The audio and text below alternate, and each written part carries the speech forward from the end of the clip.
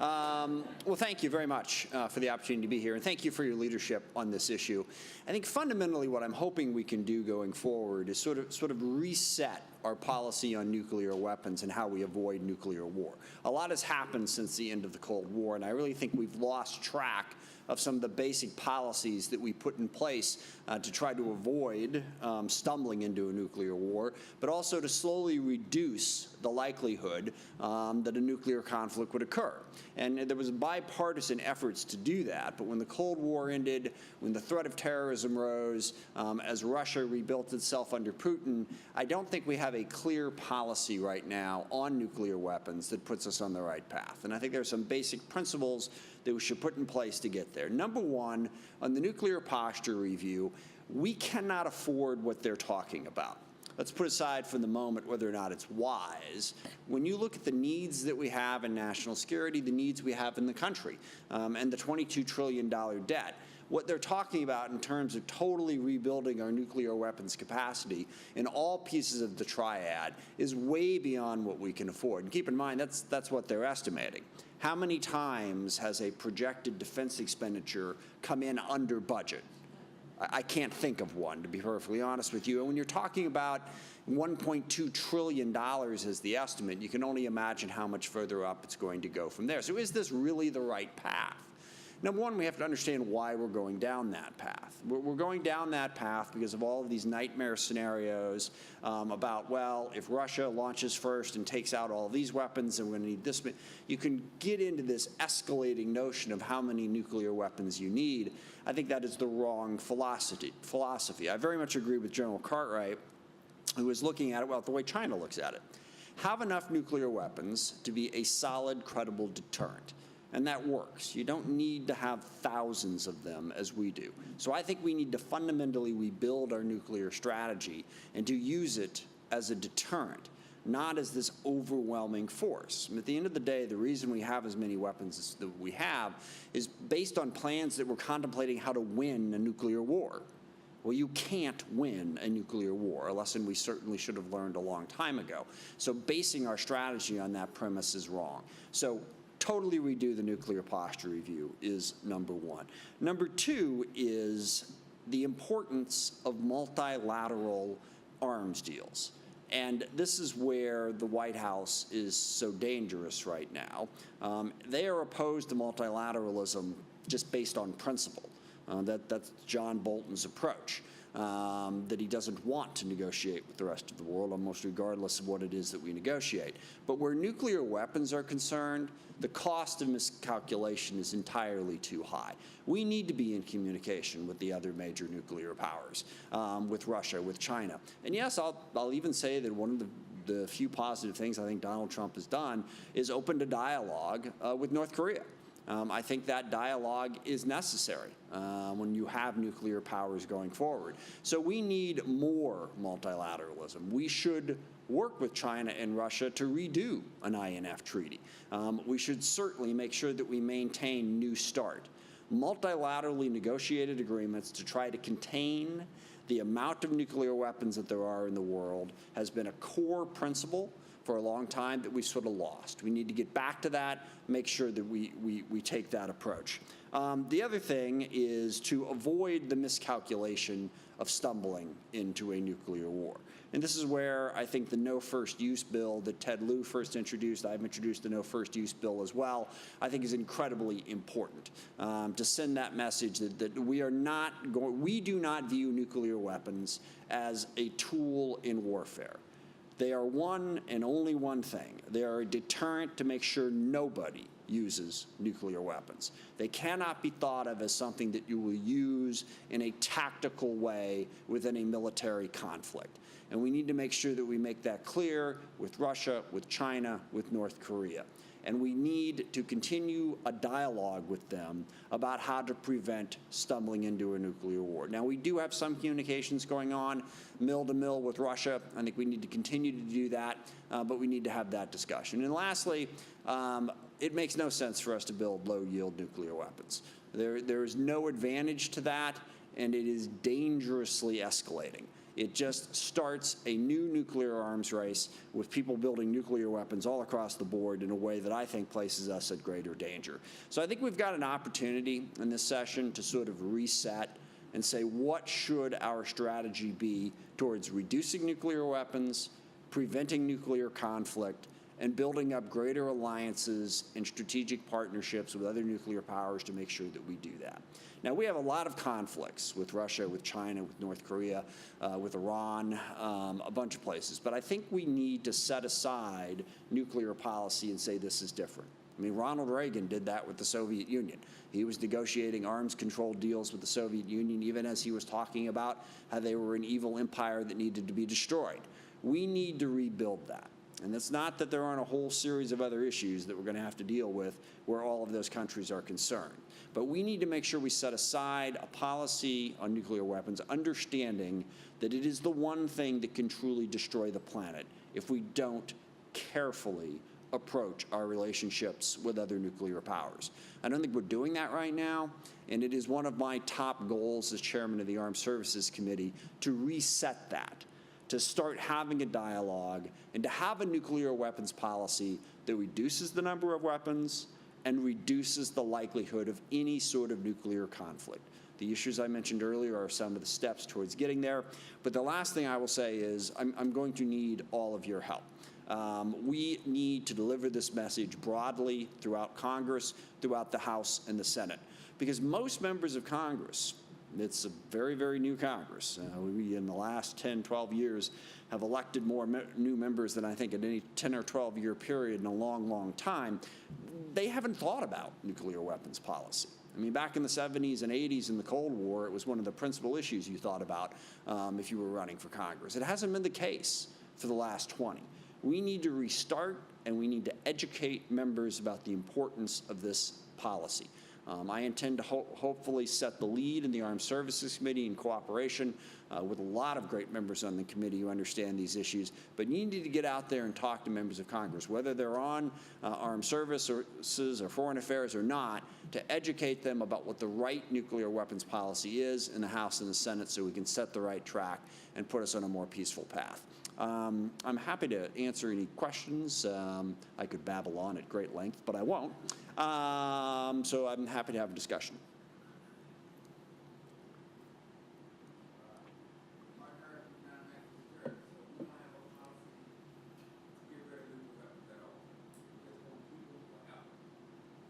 Question is, do I have a policy to get rid of nuclear weapons? We're just going to keep them forever. That's the one area where I've always had some disagreement. How do you unring that particular bell? What I would like to do is reduce, because I think if you set the goal, it says our goal and our policy is to get rid of nuclear weapons. Well, that's great. What's more important is what are the steps taking to get there. In the city of Seattle 15 years ago, we boldly said we will end homelessness in 12 years. It's about doubled, okay? You can make whatever bold statement you want to make. Let's make slow, steady progress. We want to make a statement, we'll get rid of nuclear weapons by 2050. What does that mean? If, on the other hand, we say we're going to reduce the number of warheads that we have from 5,000 to 2,000, we're going to negotiate a deal with Russia where we both reduce the number, we're going to stop the use of low-yield nuclear weapons, you start working towards that very goal that you just described. But no, as I look at the world right now today, I would be being unbelievably dishonest with you if I said I have some vision, some plan that's going to eliminate nuclear weapons. I don't. It's a big, complicated, difficult world, and you tell me what's going to get Russia and China and North Korea to walk away from them. And if you know, please don't keep it to yourself. I'd like to hear about it. But in the meantime, let's make progress towards reducing the likelihood that we ever have a nuclear conflict. Yes. I'm sorry, you're in charge. Go ahead. Congressman, thank you very much for being here. Public polling on nuclear weapons shows that the public is very concerned about the president and his authority to launch nuclear weapons, essentially beyond his own. What are your thoughts about ways to address that in Congress coming up over the next few years? What can Congress do about this issue Well, I think the no first use bill is incredibly important. If we were to enshrine that in policy so that nuclear weapons could only be used in response to a nuclear attack, then that greatly reduces the risk of what any president could do. But the second thing I'll say is we need a different president. And I know that's not overwhelmingly helpful, but we could pass whatever legislation we want to pass. Executive power is enormous. That's why it matters so much who has that job. You look at executives going back 200 years, they have committed us to military conflict that the legislative branch in the country was opposed to. It's a power the presidents have asserted for themselves that Congress after Congress after Congress has tried to figure out some way to take away, and they've been unable to. Having a president who is as, how can we put it, temperamental as this one gives us cause for greater concern. But other than a no first use policy, the president's the president. He has an enormous amount of power. We need to exercise oversight. We need to try to put in check as much as we possibly can. But again, we shouldn't kid ourselves about the reality of what it means to be president and the power that comes with that job. Yeah. Please identify yourself. Sure, thank you. Hi, Congressman Smith. My name is Christine Ahn. I'm from across state. We organized a historic plastic for women across the in 2015. Thank you. And I just want to thank you for your clear and rational thinking. But I have a question. I just came back from Atlanta where I sat down with Jimmy Carter, President Carter, and he seems to have a clear idea of how we get out of this situation with North Korea and try to get them to give up their nuclear weapons. And we also have heard from Sig Hecker, the foremost scientist on nuclear weapons on North Korea, and that is we need a security guarantee. And so what now in this new day, new era, with the Democrats leading the House, what are we offering in terms of a concrete plan with key outlining indicators for engagement with North Korea towards that security guarantee? Thank you. Yeah. Yes, we could offer a security guarantee. What security guarantee is Kim Jong-un going to believe? You understand this better than I do. It is built into the DNA of North Koreans that we're coming to get them, that we are going to invade them. They believe that, passionately. And whatever guarantee we give them, I doubt it is going to be enough to make them give up their nuclear weapons. And I'm sorry, I know what we want to hear is that there is some path forward. I think the best path forward with Kim Jong-un is dialogue to prevent the further escalation and the use of them. But again, you know more about this than I do, but the reason Kim Jong-un built the nuclear weapons he built was for regime security, was basically to say this is our guarantee that nobody will come in and take us out the way they took out Muammar Gaddafi, the way they took out Saddam Hussein. And I do not envision a scenario where Kim Jong-un gives up all of his nuclear weapons. What we have to do is we have to negotiate to try to make sure that he doesn't escalate, build more missile capability, and give them that security agreement. And then conceivably, and to this gentleman's point, I can conceive of a point 10, 20 years from now where enough trust is built up that you could get North Korea to agree to denuclearize. But in the short term, that's not part of Kim Jong-un's plan. I admire President Carter in many, many ways, and I admire his optimism on this point. But just to be honest with you about where I see Kim Jong-un being at, I don't think he's giving up those nuclear weapons. There's a lot of other things he can give up, but in the short term, I think he sees them as his ticket to security in his existence. Please identify yourself, and then we'll go back. Thank you. Stephen Schwartz with the Bulletin of the Atomic Scientists. Congratulations on your forthcoming ascendancy. I think we're all looking forward to having some rational perspectives on this coming out of the House Armed Services Committee. When people talk about the rebuilding of the triad in particular, the assumption always seems to be that we need everything and therefore we have to rebuild everything. And that there's an assumption that because what we have was determined logically and rationally at some point, in the past, when in fact that's very much not the case. There's been a number of factors over decades that have led to the nuclear force that we have. I'm sure that you understand that, your staff understands that. I have less confidence that your counterparts on the Senate Armed Services Committee do. So, while I have no doubt that you will come up with wonderful policies on modernization and all the other things that you've discussed, what happens when you run into the buzzsaw of the Senate Armed Services Committee? What do you expect to come out of a conference that I'm sure it'll be better than what we've had the last 2 years, but how do you push for what you really want to get in that process? Well, first of all, we have to make the argument that you just made. Our nuclear posture review is exactly as you just described it. It's based on the fact that, well, we've always had this stuff, so we always should. Well, why do we have this stuff? Why is it necessary? And again, the reason that people think it is necessary is because they envision scenarios of surviving a first strike and surviving a second strike, and then you'll need this, and then you'll need that. I still say that the most sensible nuclear policy in this situation that we live in, where we have nuclear weapons, where they are a fact of life, is to say that we will maintain a sufficient arsenal to inflict a maximum amount of pain on anyone who attacks us with nuclear weapons. I mean, China has, what, 250 nuclear weapons? And they consider that to be a sufficient deterrent, and it is. I mean, and I know we're coming down, I forget the exact number, we have like 4,000, all right? And the rationale for the triad, I don't think exists anymore. The rationale for the numbers of nuclear weapons doesn't exist anymore.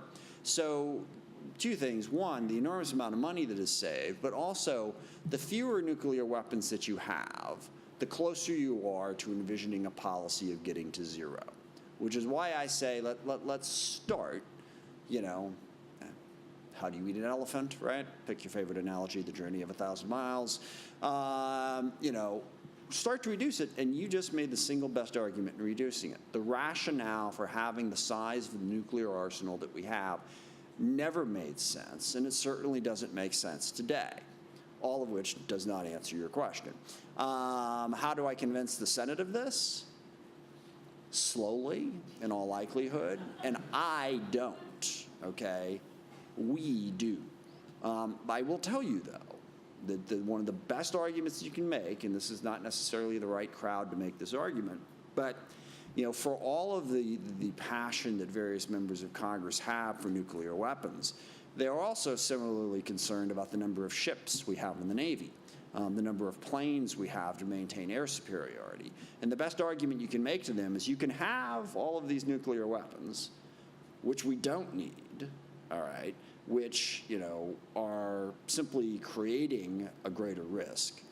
Or you can have some of this stuff that you want on the conventional side. From a dollar standpoint, you cannot have both. That's how I think ultimately we convince the Senate and the White House to reduce this, because it's a choice. You can't have it all. Right now, they're still kidding themselves into believing that they can have it all, as if we don't have a $22 trillion debt. So I think that ultimately is the argument that gives us the best chance to turn back on this nuclear posture review. Sure. Roger Hale, I was the chair of Ploughshares for quite a while. On kind of a different subject, you mentioned the fact and alluded to the fact that there are all these new members of Congress coming in, and also that the whole subject of nuclear weapons and so on hasn't been a big issue with the Congress for some years. So is there going to be any effort to really educate in some way the new members of Congress or the existing members of Congress about this issue? Is there any organizational way that the leadership of the Congress can take on seminars or do things with the new members to give them a basic education? There are probably a few who are interested and so on, but a lot of them aren't and won't be unless someone really, those leadership, kind of takes them aside and says, we're going to have an afternoon of briefing of just key basic issues. I'm sorry, I'm hesitating because I'm known for my honesty, and you guys keep challenging that this morning. let me say this. Let me get to the good part of it first. I will tell you in a second how we're going to educate members. That's not the way it's going to work. And I'll tell you why. Okay, if I or any other member of Congress go out to Congress and say, hey, look, do you have 2 hours free in your afternoon?